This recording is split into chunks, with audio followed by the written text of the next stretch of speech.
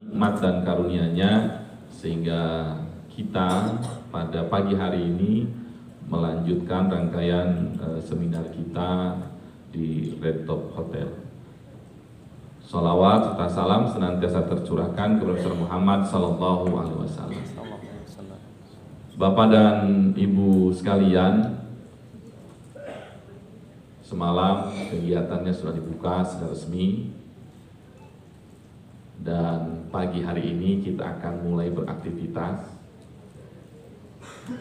sampai tanggal 17 full Pak Kabid ini. Ini acaranya sampai jam 10 malam itu Pak Kabid begitu ya.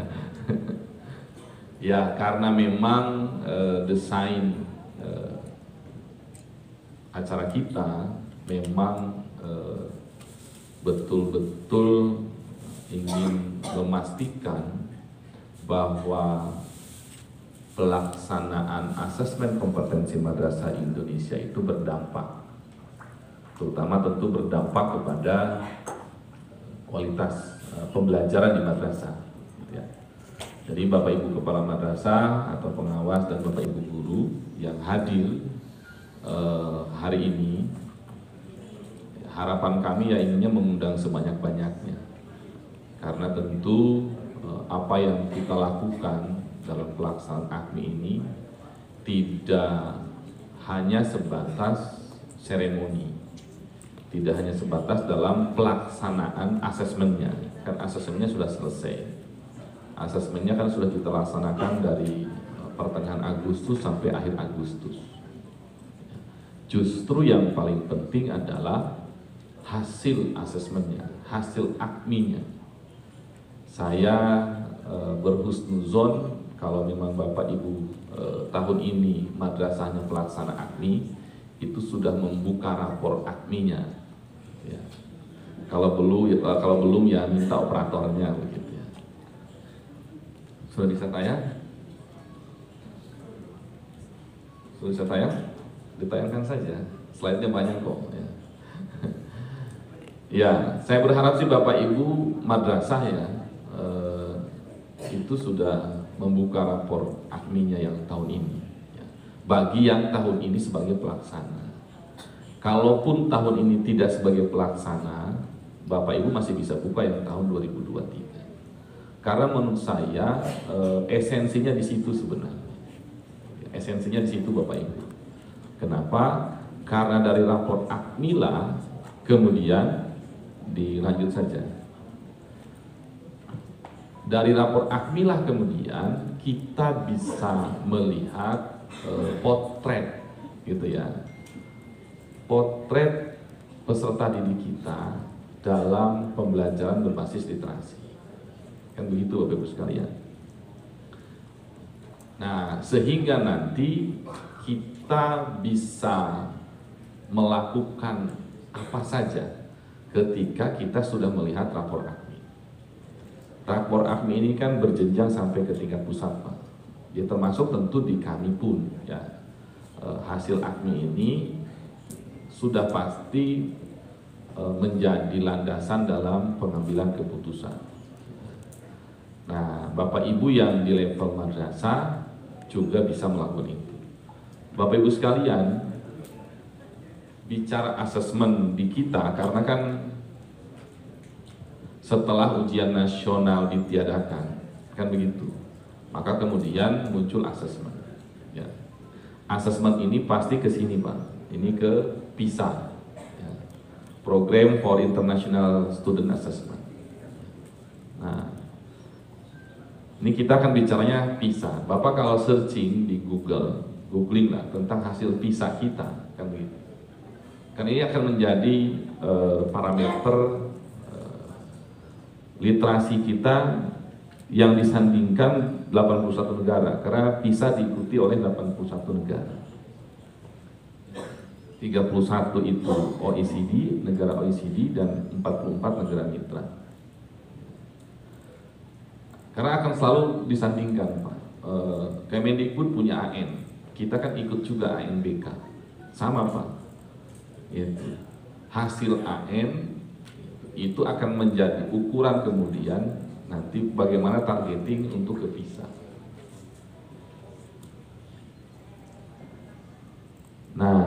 Kalau PISA 3 tahun sekali Pak dilaksanakannya, dan sekolah dan madrasah di Indonesia bagian yang ikut PISA walaupun memang sampling Pak.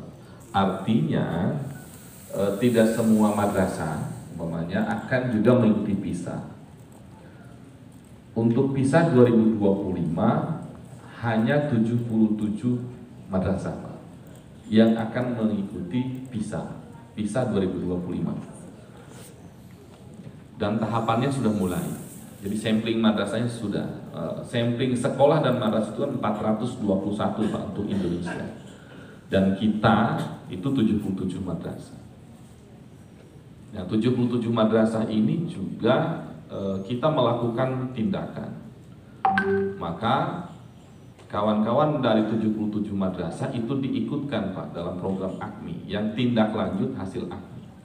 Kita berikan perlakuan khusus kepada mereka. Kemarin kita sudah siapkan dari 77 madrasah itu masing-masing 2 instruktur. Jadi kita latih mengikuti skema AKMI. Dan kita pun kemarin secara kebetulan juga Kemendikbud mengajak kawan-kawan, ada 3 orang dari kita, dari tim AKMI kita itu mengikuti TOT ya, karena Kemendikbud juga mempersiapkan trainer Pak untuk persiapan PISA 2025. Hanya ada 16 provinsi ya Pak di madrasah ini yang masuk main survei PISA 2025 itu 16 provinsi. Saya berharap nanti Bapak Ibu Kepala Bidang nanti bisa confirm ke masing-masing katim kurikulumnya agar kita bisa membersamai 77 madrasah itu. Karena memang mau tidak mau akhirnya kita harus mendampingi. Walaupun kita tidak punya skema Pak pendampingan ya, tapi insya Allah kami berkomitmen di AKMI 2024 ini salah satunya kami sudah melakukan pelatihan. Jadi 77 madrasah itu sudah kita ikutkan kemarin dalam pelatihan calon instruktur ya. Karena saya tanya teman-teman yang ikut TOT di Kemendikbudristek, teman-teman AKMI meyakini bahan materi TOT itu lebih bagus punya kita, punya AKMI ya. Itu tepuk tangan. Kalian kami kirim ini kan para koordinator ya, yang sudah ahlinya AKMI gitu ya. Ada 3 orang itu kita kirim, kemudian memang tujuannya lebih kepada apa sih yang dilakukan oleh Kemendikbud, kemudian pola trainingnya seperti apa gitu. Tetapi PR-nya kan bukan di trainernya tapi di madrasahnya itu. Nah, di madrasahnya kalau trainer kan hanya untuk melatih guru yang 77 madrasah itu Pak. Tapi bagaimana kemudian 77 madrasah, waktunya kan tidak panjang Pak. PISA itu bulan April apa Mei. Tidak panjang Pak. Gitu. Nah ini nanti yang 77 bagaimana kemudian mereka bisa mengimplementasikan pembelajaran. Kan ini prosesnya di pembelajaran Pak.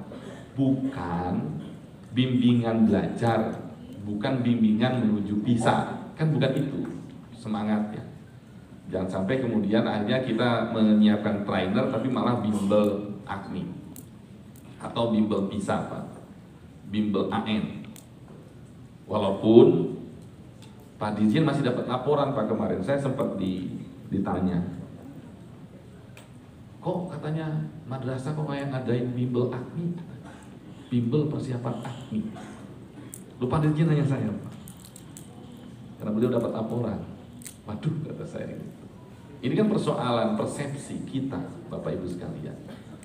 Berarti kan kita masih mengklaim asesmen itu adalah ujian. Itu sehingga yang dipersiapkannya dengan bimbel. Ah, ini yang bahaya Prof ya, gitu ya.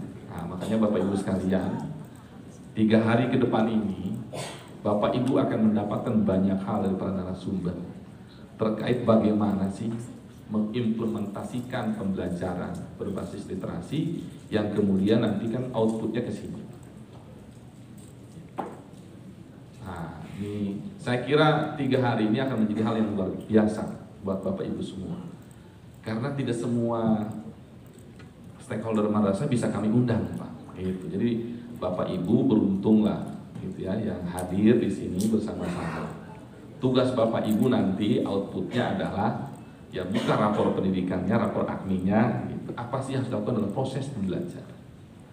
Karena poinnya adalah pembelajaran. Bagaimana guru-guru kita memahami secara utuh pembelajaran yang kemudian berorientasi ke sini, bukan bimbingan AKMI, bimbingan AN, ataupun bimbingan PISA, bimbingan belajar supaya nilai PISA-nya bagus.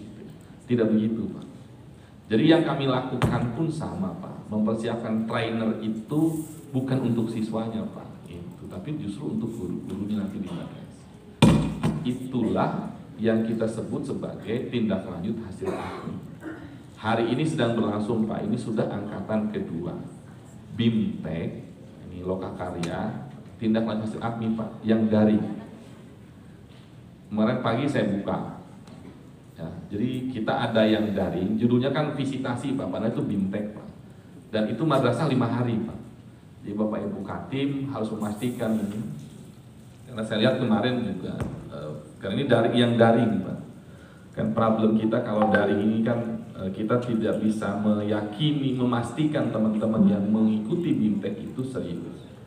Padahal kita mempersiapkan tindak lanjut hasil AKMI sangat serius, Pak.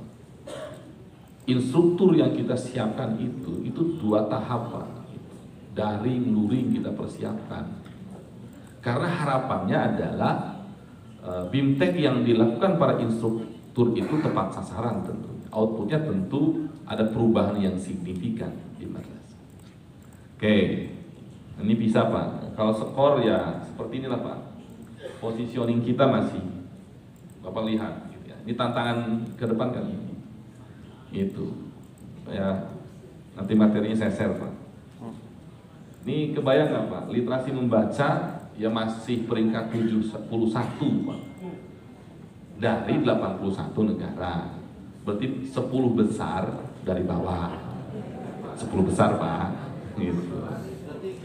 Hah? Tinggi sekali. Ya. Kemudian matematiknya 70 dari 81. Science 61 dari 81. Sementara tema PISA tahun besok itu science. Gitu, ya. Nah, ini lanjut, ya.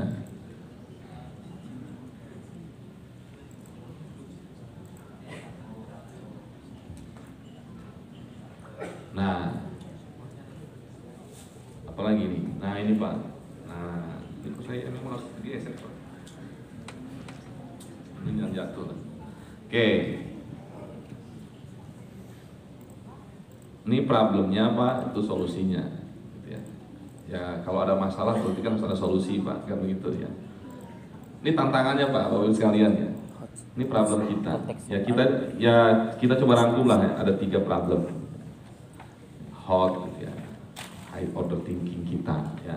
Bagaimana kemudian siswa kita tidak terbiasa mengerjakan soal yang tipe hot, gitu ya. Ini tantangannya.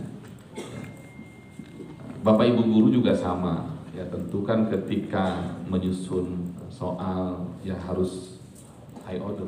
Karena kalau tidak ya tadi siswa kita jadi tidak terbiasa. Gitu. Ini tantangan Bapak Ibu Kepala Madrasah, Bapak Ibu pengawas, bagaimana kemudian tadi, ya ini kan solusinya karena lingkungan, Pak. Gitu. Persoalan tidak terbiasanya siswa mengerjakan soal tipe PISA yang high order thinking, maka solusinya adalah pembiasaan yang dikondisikan oleh lingkungan. Bagaimana Bapak Ibu pengawas bisa memastikan kan begitu, guru-guru kita itu melakukan pembiasaan high order thinking, soal-soal hot. Ya. Bapak Ibu Kepala Madrasah bisa memastikan guru-gurunya ya, menyusun soal-soal hot.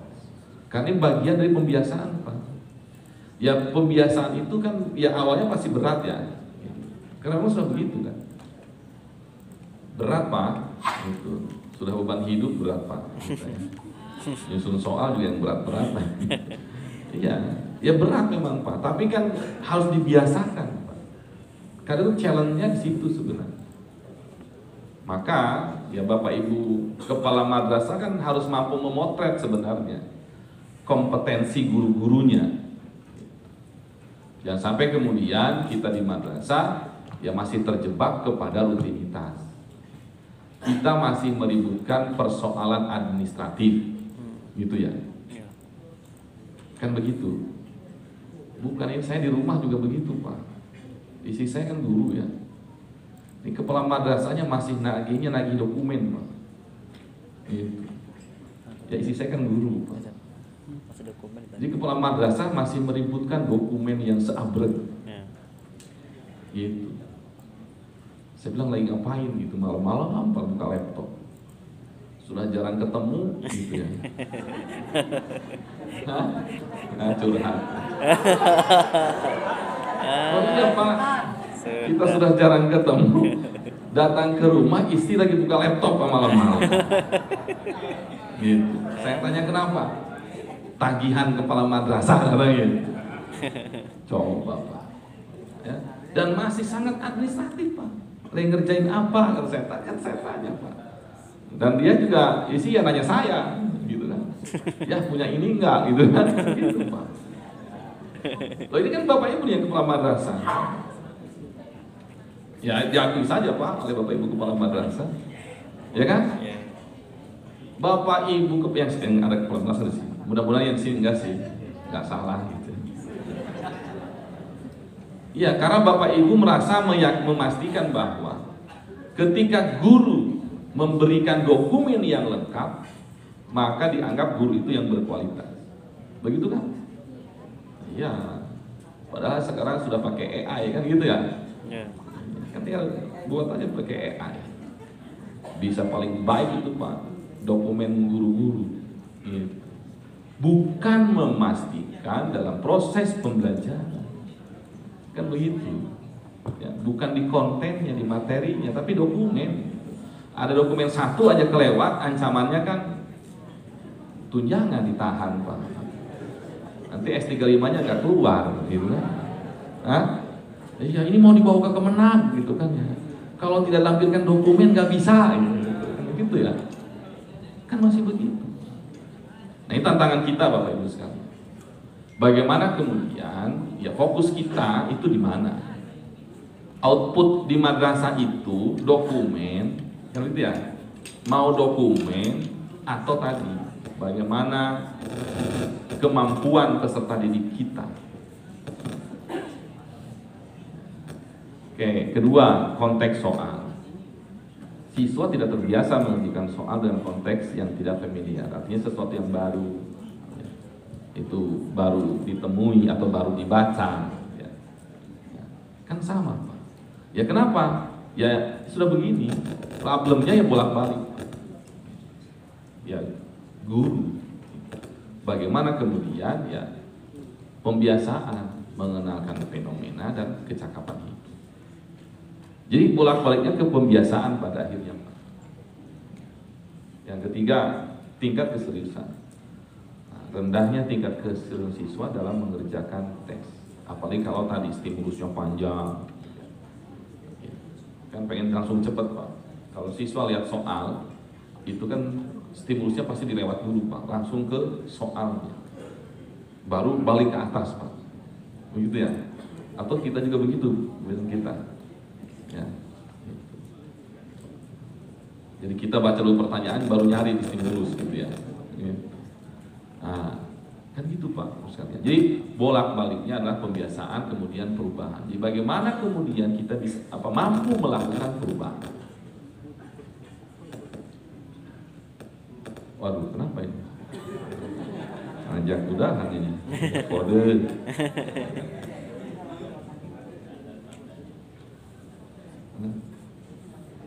Mas sudah ngopi belum Mas? Ya Mas Dani nih. Lanjut Mas. Oke. Ini Pak ya. Jadi problem dan solusi. Lanjut. saya kira ini sudah saya bahas Pak. Jadi AKMI itu asesmen diagnostik Pak. Mendiagnosa Pak. Itu ya. Apa ya? Ya bahasa sederhana saya ya seperti dokter lah. Gitu Pak ya. Kalau kita berobat ke dokter itu kan dokter mendiagnostik kita dulu Pak. Asesmen awal ditanya apa yang dirasa, keluhannya apa, terus digali Pak. Sudah berapa hari, dibarengi dengan ini enggak, dengan itu enggak, kan begitu Pak. Setelah nanya kita, kan itu karena nanya doang Pak dokter. Nah setelah dia tanya, dia periksa Pak. Pasti periksa pertama langsung di dada, jantung gitu Pak ya. Langsung periksa, buka lidahnya, mulutnya, kan begitu Pak. Cek matanya gitu. Kalau ke dokter pasti bolak-balik itu Pak. Setelah dia diagnostik, kemudian dokter membuat sebuah kesimpulan. Oh, Bapak radang tenggorokan. Itu, ya. Pasti Bapak nih suka makan gorengan, kan gitu. Umpamanya. Jadi kemudian dia kasih obat, Pak. Ya obatnya sesuai, Pak. Dia beri obat sesuai hasil diagnosis. Itu. Nah, asesmen ini harapannya kan ke situ. Makanya kalau Bapak Ibu buka rapor AKMI, maka di situ sampai sudah ada rekomendasi, Pak. Karena sudah kita diagnostik, oh di sini kelemahannya, kekurangannya. Nah, rekomendasinya apa? Itu yang sudah dilakukan oleh Bapak Ibu. Silakan buka aja. Ini tadi kirim saya dari operatornya. Ya. Jadi, maka tujuan AKMI nanti hasil AKMI kan digunakan untuk membantu guru melakukan perbaikan proses pembelajaran, bukan mencari bimbel yang lain. Wah, ini pakai bimbel ini nggak pas, gitu kan ya? Bukan Pak, tapi proses perbaikan, perbaikan proses pembelajaran di ruang kelas. Ingat ya Pak ya, rapor AKMI itu nanti hasilnya untuk perbaikan. Jadi Bapak Ibu kepala madrasah atau yang Bapak Ibu guru ya langsung Pak, oh ternyata di sini, apa yang lakukan? Lanjut Mas.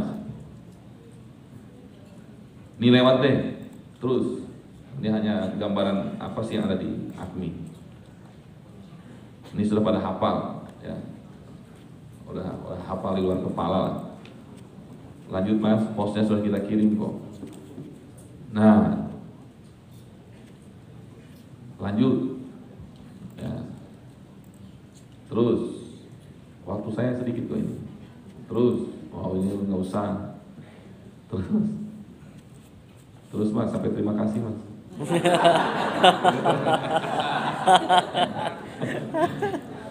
Terus Mas, kayaknya terima kasih dari sini nih.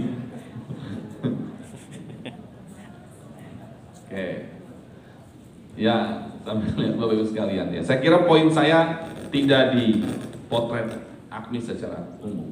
Poin saya yang tadi Pak. Jadi Bapak Ibu buka rapor AKMI, ya mohon maaf ya kita berjenjang ya siswa, kepala madrasah, Kemenang Kabupaten Kota, provinsi, kemudian nasional. Kemudian apa sih yang mau kita lakukan? Ya kalau bicara peningkatan kapasitas guru, ya apanya? Maka di rapor bisa kelihatan sebenarnya Pak. Ya. Jadi jangan sampai kemudian tadi ya kita tidak memahami rapor AKMI, tapi nanti mungkin ada yang bisa ditayangkan rapor AKMI supaya punya gambaran. Jadi apa Pak? Selanjutnya Pak Iswadi ya? Siapa? Oh Pak Cepi, ya nanti Pak Dr. Cepi. Jadi itu harus dilakukan oleh kita Pak. Ya Bapak Ibu guru, jangan kemudian ini dianggap sebagai formalistik Pak. AKMI ataupun AN Pak ya. ANBK juga biasanya hanya formalistik, artinya ya sudah selesai. Kan status banyak Pak, bikin flyer gitu, selamat melaksanakan AN, selamat melaksanakan AKMI gitu. Kan ramai Pak kalau pas pelaksanaan tuh. Foto kita di mana-mana gitu ya. Ya kan?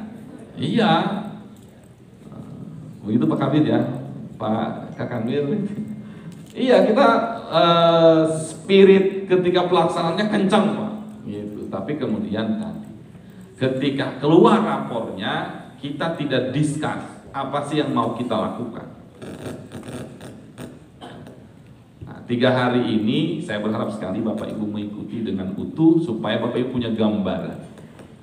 Sehingga pulang ke daerah Bapak Ibu bisa mentransformasikan, bisa menginformasikan, menyebarluaskan apa yang mau kita lakukan. Itu sih ya, bagus sekali. Kemudian selanjutnya Bapak Ibu, saya mumpung ada di hadapan orang banyak lah. Kalau ini sudah saya anggap selesai. Terus Mas, sampai terima kasih Mas. Ya, berikutnya Bapak Ibu sekalian, ya secara kebetulan saya koordinator komponen 2 juga di Subdit Kurikulum dan Evaluasi. Saya tidak akan selalu memanfaatkan momen-momen bisa bertemu dengan Bapak Ibu, tentu juga menyampaikan informasi-informasi kekinian apa yang sedang kami lakukan di Subdit Kurikulum dan Evaluasi. Bapak Ibu sekalian, KMA 450-nya sudah keluar tentang pedoman implementasi kurikulum pada RA, MI, MTS, MA, MAK. Ya. Nah, bagaimana kemudian Bapak Ibu mengimplementasikan KMA 450 itu? Ya Bapak Ibu harus baca juga KMA-nya, gitu ya. Kalau nggak baca pasti sepotong-sepotong. Ya, Bapak Ibu kalau hanya kata orang atau hanya lihat di medsos pasti sepotong-sepotong. Jadi harus baca dulu itu KMA sampai hatam, gitu ya. Itu ada pengawas di sini. Karena saya hadirkan para Pokjawas, ketua Pokjawas provinsi. Jadi baca implementasi KMA-nya, panduannya, ya. Panduannya baru kami keluarkan 2, ya. Ada panduan kurikulum madrasah dan panduan PPA, panduan pembelajaran dan asesmen. 2 lagi on proses, mohon bersabar, gitu ya. Bapak Ibu sekalian, tentu isu hari ini bicara kurikulum merdeka. Ya, apapun itu. Kenapa ya? Karena ya Kemendikbud hari ini terkait dengan kurikulum merdeka. Persoalan besok ada menteri baru, kemudian kebijakannya seperti apa, ya kita tunggu saja. Ya. Jangan sampai kemudian kita terjebak pada isu-isu menteri barunya. Padahal kita juga belum tentu ditelepon sama Pak Prabowo. Iya Pak, saya juga nungguin Pak. Gitu. Dari kemarin HP saya tidak saya matiin gitu. Ya, gitu. Iya kan kita akhirnya lebih asik melihat isu itunya. Wah udah ketahuan nih siapa Menteri Pendidikan dan Kebudayaannya, kan gitu ya. Jangan Pak. Karena pada akhirnya Bapak Ibu yang di madrasah, mau siapapun menterinya, siapapun presidennya, Bapak Ibu tetap akan mengajar di madrasah. Benar? Kitalah yang punya tanggung jawab besar mempersiapkan calon pemimpin masa depan. Kan begitu. Tetap Pak, Bapak Ibu sebagai guru bahasa ya tetap akan mengajar bahasa. Guru matematik tetap mengajar matematik. Dan semua kembali kepada Bapak Ibu. Keberhasilan atau apapun bicara tentang peningkatan mutu kualitas madrasah kembali kepada Bapak Ibu. Kembali kepada Bapak Ibu kepala madrasah yang mampu melakukan segala hal sesuai regulasi, inovasinya, ya apapun itu pada akhirnya kembali kepada Bapak Ibu. Maka ya mending kita fokus bagaimana kemudian implementasi kurikulum merdeka di madrasah itu dijalankan dengan benar.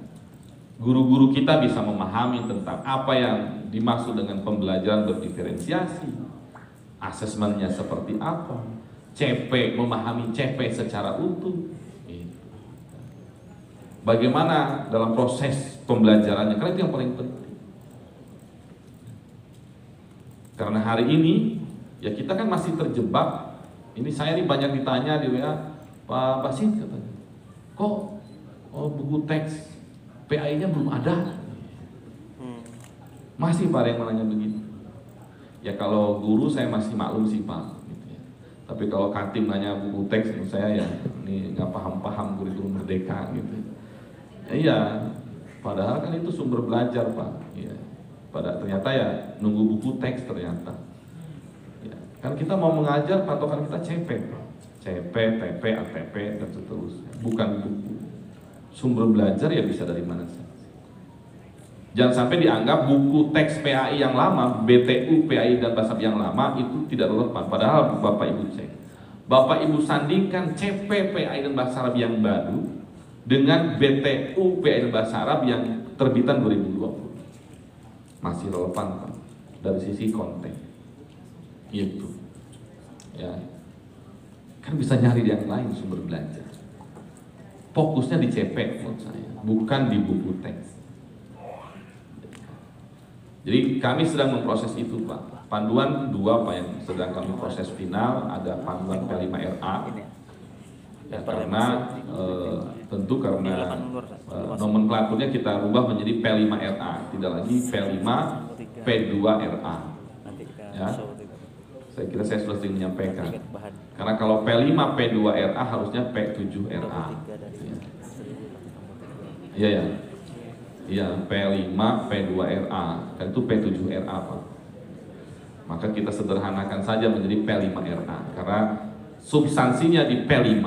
Kemudian Kementerian Agama punya Rahmatan lil Alamin sebagai implementasi moderasi beragama. Dan ingat Bapak Ibu, Rahmatan lil Alamin di situ itu diinternalisasi, diinsersi kepada proyek. Jadi semua proyek P5 itu ada nilai-nilai rahmatan lil alamin, bukan proyek tersendiri. Justru semangat moderasi beragama, semangat rahmatan lil alamin itu harus masuk ke semua lini. Itu semangat kami di P5RA yang sekarang. Bukan kita buat proyek khusus yang P5RA, tidak Pak. Pokoknya sudah Kementerian Agama pakai P5RA, dimensi semua. Nah, nilainya rahmatan alamin kita masukkan di elemen, di sub elemen, karena harus masuk ke semua tahapan. Artinya ketika proyek berjalan, guru sebagai fasilitator harus memastikan nilai-nilai moderasi beragama itu menjadi bagian dari rubrik penilaian Bapak Ibu. Nah, nanti panduannya mudah-mudahan dalam waktu dekat. Ya setelah AKMI selesailah begitu ya. Karena sisa finalisasi. Satu yang belum, pemilihan mapel pilihan. Di KMA 450 khusus Madrasah Aliyah itu kita munculkan mapel pilihan yang agama. Yang di sebelumnya tidak ada, yang di pun juga tidak mungkin Pak, karena tusi agama ada di kami. Makanya di mapel pilihan MA itu bagi anak yang ingin melanjutkan studinya ke jurusan agama, kita siapkan mapel pilihan tafsir ilmu tafsir, hadis ilmu hadis, dan usul fikih. Yang MA nih, supaya mereka punya bahan, punya basic, punya modal ketika dia akan melanjutkan studinya ke jurusan-jurusan agama di perguruan tinggi. Itu nanti yang membedakan Pak. Kalau Bapak Ibu mengacu ke Kemendikbud, kan karena hanya mapel umum.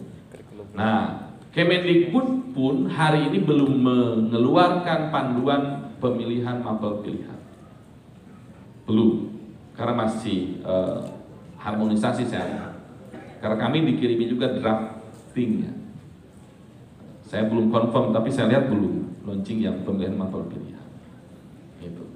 Itu Pak ya, di KMA 450 dan seterusnya dan seterusnya. Maka apa sih yang harus dilakukan?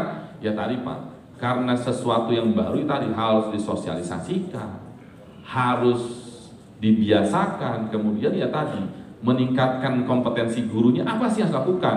Di sini ada Bapak Ibu pengawas, tinggal ngobrol saja. Ada Bapak Ibu pengawas kok, ya.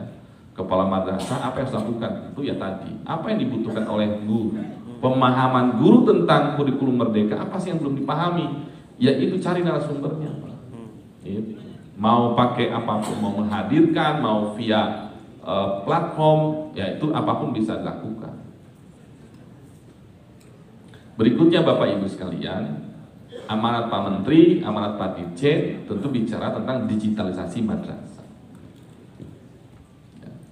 Bulan lalu saya sudah meluncing rapot digital madrasah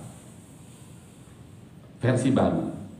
Versi baru itu berarti sudah sesuai dengan KMA 450 tahun 2024. Tidak ada pilihan lain. Karena kami memberikan layanan kepada Bapak Ibu kepala madrasah. Pelayanan aplikasi rapot yang gratis. Kan begitu Pak. Ya, kan saya tidak minta bayaran. Tapi kalau Bapak Ibu Kepala Madrasah masih harus beli aplikasi di tempat lain, sayang sekali. Yang mending kasih saja ke saya, gitu kan ya. Iya Pak, loh sama aja Pak, pada akhirnya kan sama saja. Nah, RDM versi baru itu sudah memenuhi kebutuhan KMA 450. Kemarin saya di mana ada yang nanya, ya ada yang guru yang mungkin punya idealisme bahwa katanya RDM tidak memenuhi semangat kurikulum merdeka. Ada yang tanya ke saya Pak, akhirnya saya jawab, ya sudah, kalau panjenengan ingin begitu, berarti nanti untuk deskripsinya guru input sendiri. Mau nggak? Ini yang Bapak Ibu guru nih. Hah? Tidak. Ada yang mau? Kalau ada yang mau saya kosongkan lagi tuh di RDM. Jadi kalau nilainya sekian, berarti deskripsinya ngisi sendiri. Mau? Jangan. Mau beres kan? Iya, karena kalau enggak guru itu harus input sendiri deskripsinya. Ketika nilainya 50, deskripsinya apa? Terserah Bapak Ibu guru. Gitu. Saya bilang mau bisa kata saya. Yang nanya saya jawab Pak. Saya bilang panjenengan kalau mau begitu, itu saya cabut yang deskripsi kata saya. Nanti guru ngisi sendiri. Jadi kalau gurunya ngajarnya 24 jam, berarti 12 rombel lah umpamanya. Kali jumlah muridnya ya anggap 30-an gitu. Berarti 360 siswa itu nginput sendiri deskripsinya ketika akhir semester. Itu nilainya sekian diinput gitu Pak. Perlu peningkatan, perlu pendampingan bla bla bla gitu. CP-nya ini sampai. Gitu. Ya saya bilang sah-sah saja ketika teman-teman punya idealisme. Tetapi tentu program tidak bisa kemudian bisa mengakomodir person by person. Karena ini kan RDM saya buat untuk se-Indonesia Pak, dengan beraneka ragam tentunya. Ya, tidak bermaksud mengecilkan Pak, tidak. Saya juga punya idealisme. Tapi ketika bicara praktis, saya harus ngalah Pak dengan idealisme. Ya, kalau bicara kurikulum merdeka semestinya tidak begitu. Ya sudah guru buat sendiri Pak. Tapi tadi kembali cerita awal tadi, akhirnya Bapak Ibu guru akan sibuk bicara administrasi. Nah, RDM-nya sudah Pak. Jadi Pak Kabid, Pak Katib, Bapak Ibu Kabid, Bapak Ibu Katib, harapan kami tentu raport digital madrasah ini bisa digunakan oleh seluruh madrasah.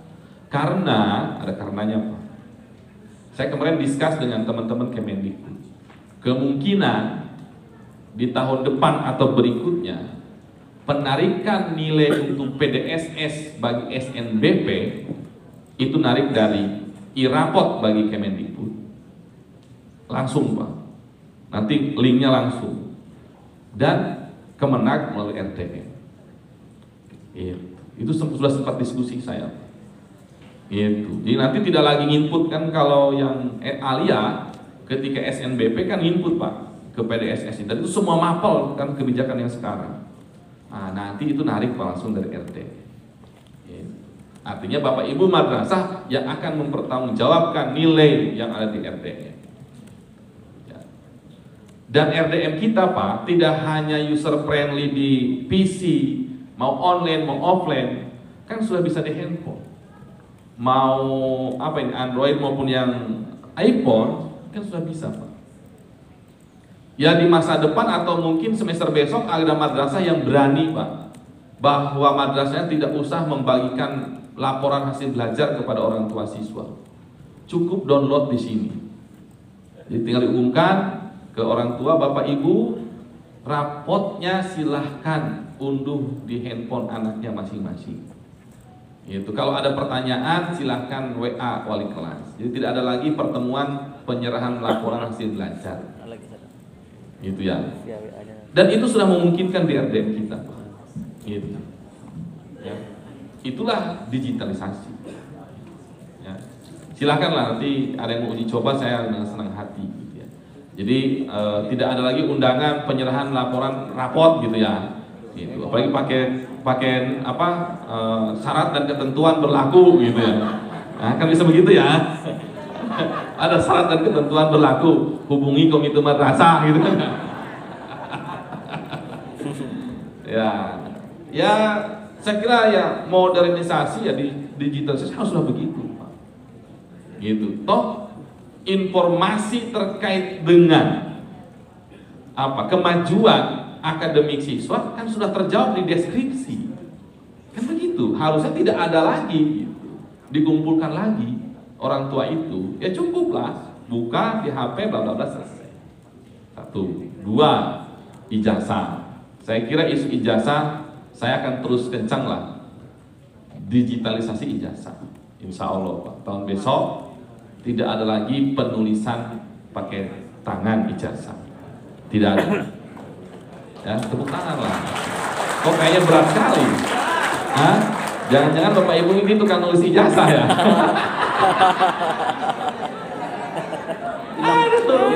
Mata pencaharian hilang. Saya curiga Bapak Ibu guru ini tidak tepuk tangan Pak. Karena mata pencahariannya hilang. Ya, insya Allah Pak. Di tahun besok, insya Allah. Pokoknya tidak lagi tulis tangan, titik. Skemanya tentu 2, printing, di print ya, yaitu di print atau ijazah. Itu 2 opsi. Ya kalau mau lompatannya bagus ya langsung ijazah, gitulah. Kalau ijazah Pak, ijazah ya berarti hanya di HP Pak. Itu. Tidak ada lagi juga Pak pengambilan ijazah, tidak ada kan lagi Pak. Lo nggak ada gitu. Siswa ngambil download aja Pak. Tidak lagi undangan pengambilan ijazah gitu ya. Lo itu kan efek Pak digitalisasi. Ya, opsinya 2 Pak, sedang kami rancang. Tapi kalau yang print itu yang paling memungkinkan, gitu ya. Kalau ijazah memang harus kemana-mana, server, quality assurance-nya, kemudian juga security assurance-nya, bla bla bla ya. Agak panjang. Kalau yang ijazah, memang. Ya, kami harus berhitung betul. Kalau yang ijazah terkait dengan banyak hal masalahnya, Pak. Itu, ya. Nah, tapi kalau yang print, insya Allah, saya kira Bapak Ibu sudah biasa. Bapak Ibu tinggal beli printernya, tintanya, blankonya tetap kami kirim. Bapak Ibu buka PDUM, ya nanti PDUM kita ganti judulnya lah Pak. Nama aplikasinya nanti tidak PDUM lagi Pak. Ya, di PDUM sekarang kan masih PDUM nih. Ya kalau Bapak Ibu yang operator, karena ada juga Bapak Ibu yang biasa merangkap operator. Ada kepala madrasah juga operator Pak di depan saya ini. Ya. Bayangkan Pak, udah kepala madrasah gitu ya. Guru, operator, emis, operator simpatika semua Pak di forum. Ada Pak di depan saya.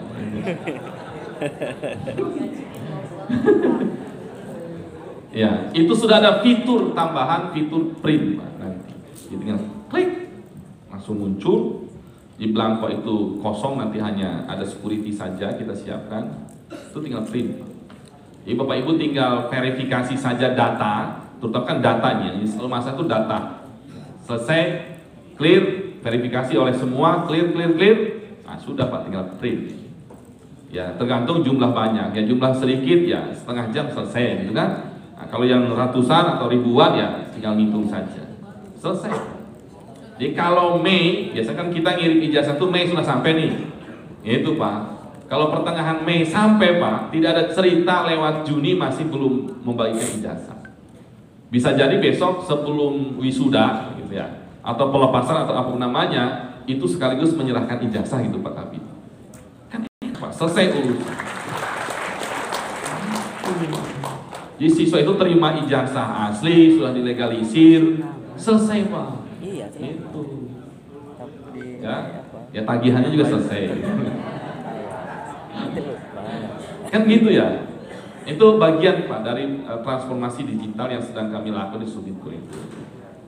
Nah kemarin baru hari apa ini? Ini Selasa, Sabtu di Banyuwangi saya diperintah Pak Dirjen sama Pak Direktur untuk kembali menghidupkan kembali atau apa namanya? Ya mereview kembali e-learning madrasah. E-learning madrasah.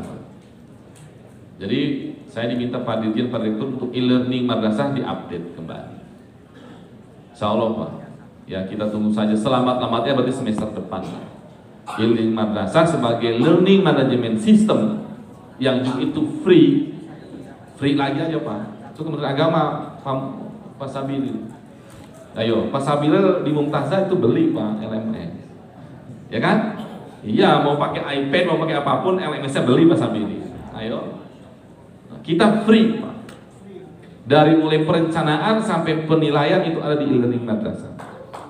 Free. Sekolah-sekolah swasta mau di Jakarta, mau di mana atau mana swasta di sini, bayar Pak, beli.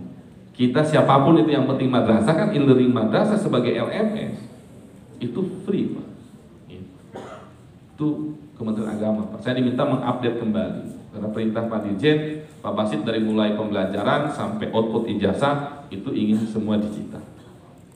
Nah, semua ini apa yang kami lakukan akan kembali kepada Bapak Ibu Kepala Madrasah. Itu semangat kami di pusat gitu ya untuk digitalisasi madrasah, maka akan kembali kepada Bapak Ibu Kepala Madrasah, Bapak Ibu guru. Kenapa? Karena yang akan melaksanakannya Bapak Ibu guru. Umpamanya e-learning madrasah. Bagaimana mau dipakai e-learning madrasahnya kalau Bapak Ibu gurunya masih alergi terkait dengan teknologi. Kalau kita masih meributkan bahwa teknologi itu sebagai apa? Meributkan selalu sisi negatifnya, maka kita tidak akan pernah maju dan pasti ketinggalan. Karena yang kita ributkan selalu sisi negatif. Kenapa sih yang tidak positif yang kita bahas, Pak? Ya tidak kena habisnya, Pak. Anak dibatasi bawa handphone. Mohon maaf ya, madrasah yang membatasi bawa handphone, mohon maaf sekali. Tetapi Bapak Ibu gurunya kan tidak lepas dari handphone, Pak. Ya kan? Lagi ngajar tetap buka WA, Pak. Bisa bikin status lagi. Ya, bikin SW. Straight gitu ya. Langsung SW, gitu kan? Coba. Kita membatasi siswa kita, Pak, untuk menggunakan handphone, tapi gurunya dan handphonenya tidak digunakan untuk mengajar, Pak. Kan itu masalah menurut saya. Ayolah, jadi ambil sisi positifnya, Pak. Bagaimana kemudian kalau rumus kurikulum merdeka kan pembelajaran berpusat kepada siswa, tapi kemudian siswa kita dibatasi aksesnya, Pak. Kan begitu. Loh, harusnya kan tidak dibatasi. Tugas kita memfasilitasi, ya tinggal memfilter, Pak. Loh, sekarang kan literasi digital. Loh, literasi digital yang kita tingkatkan. Bukan menahan ini kalau menurut saya, mohon maaf. Anak kita semakin dilarang, maka akan semakin aneh-aneh, Pak. Karena dilarang. Ayolah, kita harus fair, Pak. Begitu Pak Kabid ya. Harus fair kita. Loh, kita ketinggalan HP ribut, Pak. Mau berangkat ke madrasah nih, handphone ketinggalan. So, taruhan di sini. Hah? Kalau ketinggalan handphone nih, apalagi ibu-ibu tuh, nih ibu guru nih, ya, kalau tinggal handphone di rumah, walaupun sudah tinggal 5 menit ke madrasah, pasti balik lagi, Pak. Hah? Oh, bapak-bapak juga ya? Oh iya. Hah? Pasti Pak balik lagi, Pak.